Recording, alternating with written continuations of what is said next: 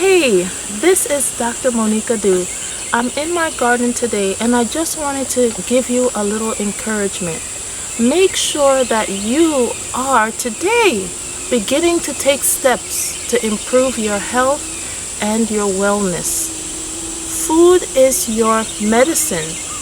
If in case there are certain things that prevent you from getting all that you may need, it's important to ensure that you have some backups and some continuous sustainable elements in your life that you can always turn to. So I want to take you a little bit on a trip with me in my garden just to show you some of the things that you can grow for yourself and your family. You'll be just amazed at what you can do for yourself just by having a few little seeds. Come on with me.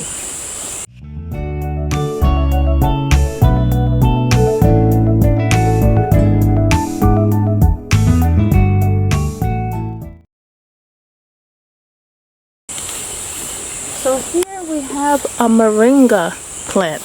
Moringa is a powerhouse medicinal plant.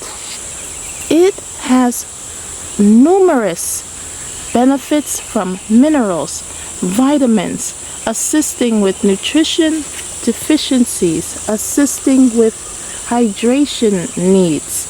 It is actually also called the drumstick plant, as you can see based on the shapes of the leaves. You can even take a piece of this plant and have yourself a little nutritional boost. It has kind of a peppery taste. This can also be used in stews, it can be used in teas, it can be dehydrated and used for multiple purposes around your home. You want to have tools like these that you can use if ever you need something to assist with first aid.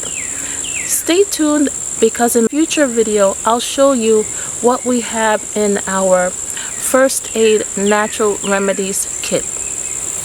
Come on down a little bit further. This here are some strawberry plants. We source a lot of our seeds and even starts from Azure Standard. We also use some other companies which I will list below for you as well. But these strawberry starts were actually from Azure and they are just beautiful. Remember, we got some June bearing strawberry starts and we also got some others. So based upon the type that you get, some will give you a full abundance of fruits kind of all in one, and some will be more gradual. So these are the, oh, look at that. There's some strawberry flowers already coming up. So it just depends on the type and the time of your environment for the strawberry plant. So some are, like I said, more ever-bearing and some are more kind of instantaneous. You'll get a large bulk of things growing. This actually is a papaya plant. This was set up from seed.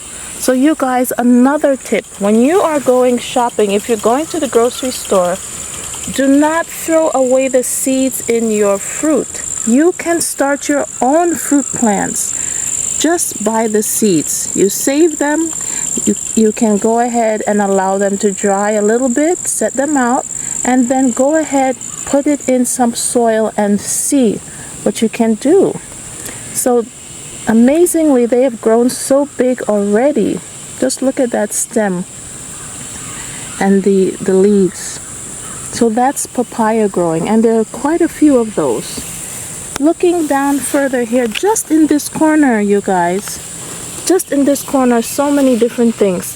This is a sweet potato plant and her beautiful purple flower. Sweet potatoes are rich in minerals and vitamins, antioxidants, and a very good food staple to have. It keeps you full long as well, and it's a good starch that you can use, a healthy starch. Moving your eyes upward, we have here a Ghanaian spinach plant. The leaves are humongous. They remind me of elephant ears. These are also rich in vitamins and antioxidants. And you can literally just cut one and serve it to your family. You can put it over your rice or with potatoes or anything else to help to lengthen your food and give yourself a nutritional boost. Let's move down this way. If you can hear, you hear some of the bees working. It's just music to my ears because they are going to help to pollinate many of your plants. These are some beautiful zinnias that they like to come around to in the morning time. And down here we're growing a bunch of squash and zucchini, watermelon. We can look here, we see a little watermelon growing there. And amazingly, we have some plants growing, squash growing on a trellis here that we put up. That flower was pollinated and now we're getting the squash, that little baby squash growing.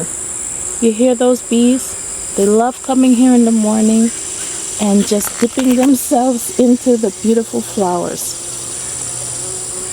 So I'll show you some of the squash flowers that you can see. Here's one. It smells so nice here. This is the squash flower. And then from there it gets pollinated and then you'll get your vegetable. You can see there's a few others growing just all over. And here actually is a baby watermelon that decided to climb up the trellis.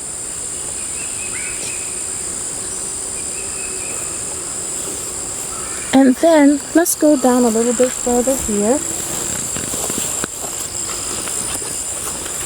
You can see some squash growing down here already, and I'm going to show you what it looks like kind of at the final stages.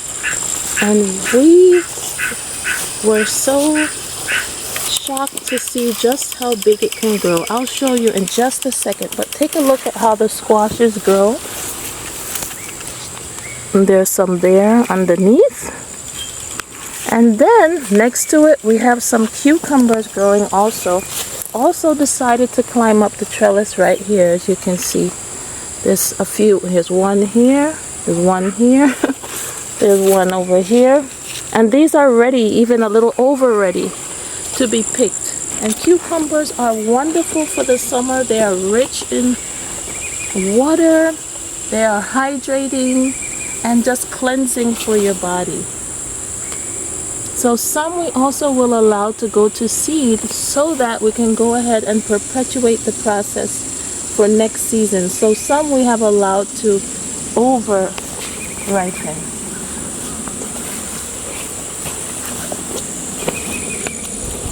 And let me show you over here one of the largest squash that we have growing. This one is actually called Long Island cheese squash, and I saved the seed pack from, this one was from Baker Creek. This one, according to the pack, can grow up to 6 to 10 pounds. But you guys, I believe this is more than 6 to 10 pounds. So I'm going to show you a little bit later when we weigh it, just how big it was. It was ready to be picked. We had to sling it up because it's gotten so heavy. And this one started to even split, you guys. As you can see, just imagine what you can grow just from one seed. And how much you can stretch this to serve your family and yourself. So be encouraged today. Start growing your own foods in your garden. It doesn't take much time and it doesn't take a lot of effort once you have it going. And you don't need a large plot of land to do it. You can do it in even your own backyard. You can even start things in a container. Some people have container gardens. So go ahead. Let me encourage you today. Start growing your own foods. You know exactly what you put on it.